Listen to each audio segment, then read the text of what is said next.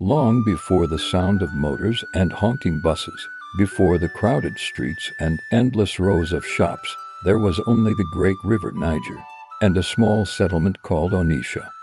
This was a land of farmers, of fishermen, and of proud traders. For them, the river wasn't just a body of water, it was their lifeline. The river was their road. The river was their wealth. The river brought the world to their doorstep. This river is not ordinary. It carries strangers and their goods. And where strangers meet, trade happens. This is the story of Onitsha, a city born from the embrace of the river, a tale of how a humble settlement grew into one of West Africa's most legendary commercial powerhouses. Our journey begins centuries ago with the Igbo people who first settled along the fertile banks of the Niger. Life was tied to the rhythm of the river and the seasons. They cultivated yams, cassava, and palm oil, their hands working the rich soil. They cast their nets into the flowing waters, bringing back fish that fed their families. But they were more than just farmers and fishermen, they were natural-born traders. The Niger River was the original superhighway. It connected communities far and wide. From the north came salt, livestock, and leather goods carried downriver on sturdy canoes. From the south, up the delta, came seafood, European textiles, and other exotic items. Onitsha, perfectly positioned at a strategic bend in the river, became the natural meeting point. It was a crossroads of cultures and commerce. The early Onitsha market wasn't a building. It was the riverbank itself, a bustling, vibrant scene of exchange. Imagine the sights and sounds, canoes of all sizes pulling up to the shore, people haggling in different dialects, the air filled with the scent of spices, dried fish, and palm wine. This strategic location was a blessing. But it also came with its challenges. The people of Onitsha had to be shrewd negotiators, skilled diplomats, and fierce protectors of their home. They developed a unique social structure led by a monarch known as the Obi of Onitsha, who oversaw trade and maintained order. The community was organized into age grades and kinship groups, creating a strong, cohesive society that could manage the constant flow of outsiders and goods. This social fabric was the secret to their success. It allowed them to absorb new ideas and people without losing their own identity. The arrival of European traders in the 19th century marked a turning point. Initially, they came for palm oil, which was in high demand in Europe for soap, and as an industrial lubricant during the Industrial Revolution. The people of Onitsha, with their established trade networks, quickly became the essential middlemen. They controlled the supply from the hinterlands and negotiated prices with the European merchants who set up trading posts or factories along the river. This era brought immense wealth to Onitsha, but it also brought profound change. New goods, new religions, and new ways of thinking began to flow into the city. Carried on the same currents that brought the trading ships, Christian missionaries also saw Onitsha as a strategic gateway to Igboland. They established schools and churches, introducing Western education and literacy. This had a dual effect. On one hand, it created a new, educated elite who would go on to play significant roles in the future of Nigeria. On the other hand, it challenged traditional beliefs and social structures.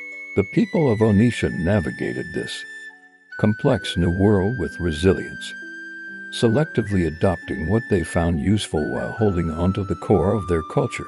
The market expanded, and Onitsha's reputation as a commercial hub solidified. It wasn't just about palm oil anymore, it was about everything. The 20th century brought even more dramatic changes. The construction of the Niger Bridge in the 1960s was a monumental event. Suddenly, the river was no longer the only highway. Roads now connected Onitsha directly to the rest of the country. Instead of slowing down, commerce exploded. The bridge turned Onitsha from a river port into a national commercial nerve center. Lorries and traders now arrive by land from all corners of Nigeria and beyond, bringing goods to and from the famous Onitsha main market. Speaking of the main market, it deserves its own chapter. It's not just a market, it's a living, breathing organism. Believed to be the largest market in West Africa, it's a sprawling labyrinth of stalls and shops where you can find literally anything imaginable. From electronics and textiles to books and machine parts, if it exists, you can probably find it in Onitsha. The market is a testament to the incredible entrepreneurial spirit of the Igbo people. It's a place of relentless energy, of hustle and ambition, where fortunes are made from sheer hard work and business acumen. This spirit is the modern-day legacy of those early fishermen and farmers who first learned to trade on the riverbanks.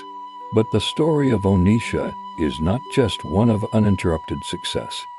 The Nigerian Civil War in the late 1960s brought devastation. As a key strategic location, the city and its bridge were heavily contested, and the war left deep scars. The market was destroyed, and the city was left in ruins. Many thought it was the end, but they underestimated the resilience of Onitsha. After the war, the people returned. With the same determination that built the city from a small settlement, they began to rebuild. The market rose from the ashes, bigger and more vibrant than before. This remarkable recovery is perhaps the most powerful testament to the spirit of Onitsha. It's a spirit that says, we can fall, but we will always get back up.